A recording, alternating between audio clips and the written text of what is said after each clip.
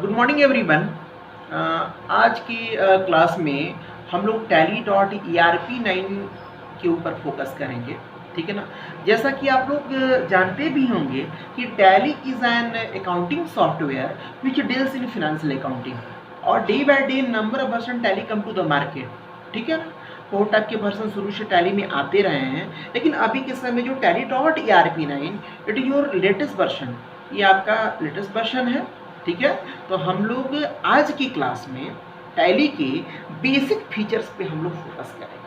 देखिए बेसिकली होता क्या है कि टैली में दो टाइप्स के फीचर्स होते हैं, एक होता है बेसिक फीचर्स और एक होता है एडवांस फीचर्स। तो आज की क्लास में केवल हम लोग बेसिक फीचर्स पे ही कॉन्सेंट्रेट करेंगे, कोई भी एडवांस वाले चीज़ों पर हम लोग ध्यान नहीं देंगे, ठीक है।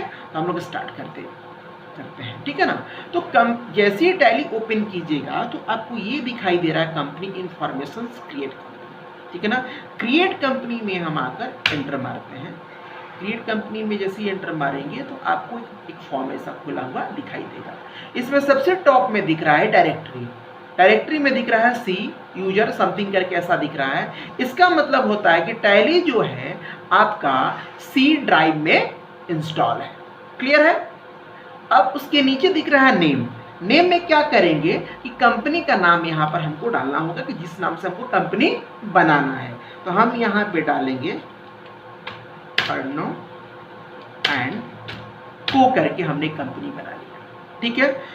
एंटर मारेंगे, उसके ठीक नीचे आपको दिख रहा है प्राइमरी मेलिंग डिटेल्स। देखिए प्राइमरी मेलिंग डिटेल्स क्या होता है कि जिस नाम से हम लोग बिलिंग करना चाहते हैं, यानी बिल पर जो कंपनी का नाम रहेगा। देखिए जनरली होता क्या है कि जो कंपनी का नाम होता है उसी के नाम से ही हम लोग बिल करते हैं, लेकिन समटाइम होता क्या है कि जैसे किसी का 3-4 कंपनी हो, ठीक है ना, और वो चाहता है कि नाम उस नेम में कोई दूसरा कंपनी हो और बिलिंग उस कंपनी के नाम से हो।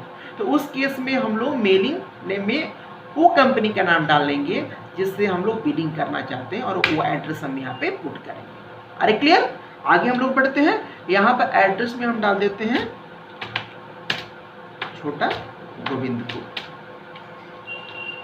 ये मेरा एड्रेस हो गया।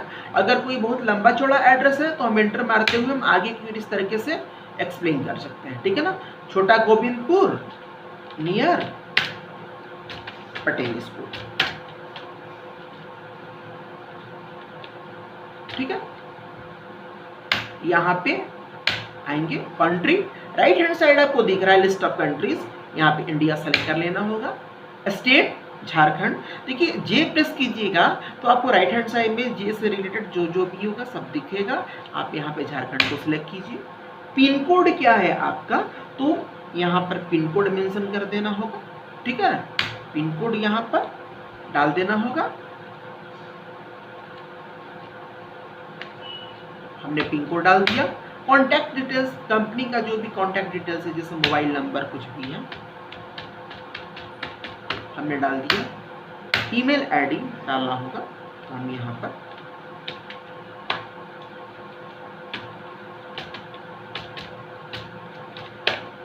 ठीक है इस तरीके से ईमेल डालें। आगे हम बढ़ते हैं, ये बहुत ही इंपॉर्टेंट है, books and financial year details. देखिए फिनेंशियल आप लोग को पता ही होगा कि 1 अप्रैल से स्टार्ट होता है 31 मार्च तक चलता है, ठीक है ना, क्लोज होता है। तो ये फिनेंशियल ईयर बिगिनिंग्स फ्रॉम में 1/4/2020 है और बुक्स बिगिनिंग्स फ्रॉम जो दिखाई दे रहा है, अरे जब से आपका बिजनेस स्टार्ट होता है वो यहाँ पर डेट हम डालेंगे। जैसे हमारा फिनेंशियल ईयर 1/4/2020 से 31/3/2021 है, तो हम करेंगे क्या कि अगर स्टार्ट मेरा मई से हो रहा है तो हम 1/5/2020 डालेंगे। लेकिन अगर ऊपर भी 1/4/2020 रहेगा, नीचे भी 1/4/2020 रहेगा तो कोई दिक्कत की बात नहीं है। आगे इंटर मारते हुए यहाँ पे आएंगे। देखिए ये टॉपिक को हम छोड़ेंगे बिकॉज इसको हम लोग एडवांस में ट्रीट करते हैं। ये जो क्लास है बिल्कुल बिगिनर्स के लिए है, जो टैली कभी स्टार्ट ही नहीं किए हैं, कभी देखे ही नहीं हैं, उनके लिए। इसलिए हम इस टॉपिक को अभी छोड़ रहे हैं, ठीक है ना। आने वाले आगे क्लास में हम इसको एक्सप्लेन करेंगे और एंटर मारते हुए हम इसको एक्सेप्ट करेंगे। देखिए कंट्रोल ए करके भी शॉर्टकट की क्या कमांड दे दूंगा, आप इसको सेव कर सकते हैं, ठीक है ना। ये आपका क्या हो गया, कंपनी बन गया, ठीक है ना। कंपनी बन जाने के बाद हम लोग क्या करते हैं, ठीक है ना, चीज़ और बता देते हैं कि यहाँ पर राइट हैंड साइड में देखिएगा कि F3 कंपनी इन्फॉर्मेशन दिख रहा है। यहाँ पर राइट इस पर क्लिक कीजिएगा तो फिर से वही ऑप्शन खुल जाएगा जब आप कंपनी बना रहे थे, ठीक है ना। तो यहाँ पर अल्टर एक ऑप्शन दिखता है, यहाँ पे आकर एंटर मारिएगा, वहीं पे आप आ जाइएगा। अगर किसी तरीके का कुछ गलती हुआ होगा बने हुए कंपनी में तो आप यहाँ से आके सुधार कर सकते हैं। इन चीज़ों को थोड़ा ध्यान रखने की ज़रूरत है, ठीक है ना। और एंटर मारते हुए फिर इसको हम एक्सेप्ट कर लेते हैं। क्लियर है। नेक्स्ट हम आते हैं जीएसटी का क्लास 20 में हम लोग का इंक्लूड है, इसलिए जीएसटी को इनेबल करना बहुत ही ज़रूरी है। तो हम क्या करते हैं, F11 फीचर्स में आते हैं और स्टेटरी एंड टैक्सेशन। ध्यान दीजिएगा, राइट हैंड साइड सबसे नीचे से तीसरा ऑप्शन है फीचर्स, F11 क्लिक करेंगे। स्टेटरी एंड टैक्सेशन में आते हैं, ये बॉक्स आपका खुल गया है। ऊपर में दिख रहा है enable goods and services tax GST, इस ऑप्शन को हम यस करेंगे। फिर उसके बाद वाला ऑप्शन दिख रहा है सेट अल्टर जीएसटी डिटेल्स, इसको भी हम क्या करेंगे, यस करेंगे। जैसे यस करके इंटर मारेंगे, next box will be open. GST details सबको यहाँ पे डालना पड़ेगा। देखिए हम लोग स्टेट झारखंड है। अब यहाँ पर जो ऑप्शन दिखाई दे रहा है रजिस्ट्रेशन टाइप है रेगुलर। देखिए दो टाइप की आपकी रजिस्ट्रेशन टाइप में आते हैं, एक होता है आपका रेगुलर, एक होता है कंपोजिशन। बातों को ध्यान से सुनिएगा।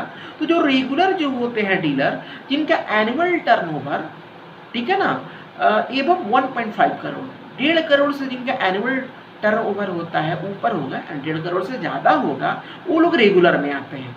यानी रेगुलर में रहना उनको मैंडेटरी है। लेकिन जिनका एनुअल टर्नओवर बिलो 1.5 करोड़ होगा तो कंपोजिशन में रह सकते हैं। लेकिन 1.5 करोड़ वाले अपने स्वेच्छा से रेगुलर में भी रह सकते हैं। तो ये डिफरेंसेस है आपका रेगुलर कंपोजिशन का। हम यहाँ पर रेगुलर रहते हुए आगे बढ़ते हैं, ठीक है ना। अब देखिए जीएसटी एंड यूआईएन नंबर दिख रहा है, यहाँ पे क्या करना होगा, जीएसटी नंबर हमको यहाँ पे पुट करना होगा। देखिए जीएसटी नंबर टोटल 15 डिजिट का होता है। हम क्या करेंगे, आपको एक्सप्लेन करते जा रहे हैं। शुरू का जो 2 डिजिट होता है, जो न्यूमेरिक होता है, वो आपका स्टेट कोड होता है। उसके बाद का जो 10 डिजिट होता है वो आपका पैन नंबर होता है। तो हम 20 स्टेट कोड हमने डाल दिया, अब पैन नंबर हम यहाँ पे पुट कर रहे हैं, ठीक है। अब बातों को ध्यान से सुनिएगा तो सारी चीजें क्लियर होते चल जाएंगी,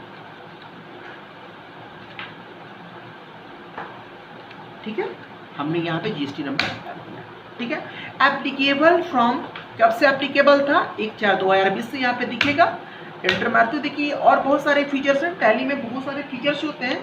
तो अभी हम सारे को टच अभी नहीं कर रहे हैं, जो इंपॉर्टेंट है उस पर हम लोग फोकस कर रहे हैं। अब नेक्स्ट हमारा दिख रहा है set alter GST rate details. देखिए जो हमारा टैली में जीएसटी का रेट होता है, हम बहुत जगह से इनेबल कर सकते हैं, ठीक है ना।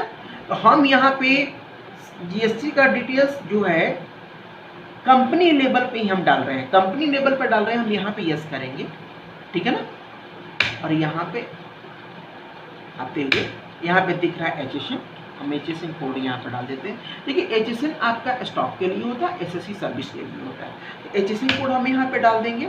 उसके बाद टैक्सेबिलिटी में क्या होता है, टैक्सेबल हम यहाँ पे ले लेंगे, ठीक है ना। इस reverse charge applicable, it is your advance feature, इसको आगे हम बढ़ते हैं।